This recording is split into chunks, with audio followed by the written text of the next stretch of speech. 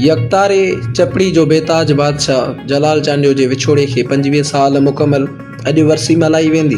यकतारो ऐं चपड़ी जे बेताज बादशाह लोक रागी मरहूम जलाल चांडियो खे विछड़े 25 साल गुज़री विया। अॼु संदसि 25वीं वरसी मल्हाई पई वञे।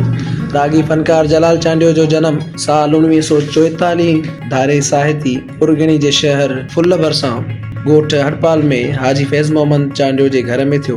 पाण जलाल राग जी सिख्या मीरपुर माथेले जे रागी फनकार अली गुल माहरा खां वरिती। जलाल जी पहिरीं कैसेट पारस कंपनी तरफ़ां 1970 धारी जारी थी। जलाल चांडियो सिंधी, उर्दू, सिराइकी, बलोची ऐं ब्राहिवी ज़बाननि में राग ॻायो। जलाल जे नाले पुठियां केतिरा ई फनकार नंढो जलाल, वॾो जलाल, सफ़ा जलाल, जलाल जोगी, जलाल सॾाइनि था। जलाल 10,000 खां वधीक कैसेटूं रिकॉर्ड करायूं ऐं 30,000 खां मथे कलाम ॻाया। खेसि 1999 धारी इन वक़्त जे गवर्नर सिंध मोहम्मद अज़ीम दाऊद पोटे खेसि लतीफ़ एवॉर्ड ॾिनो।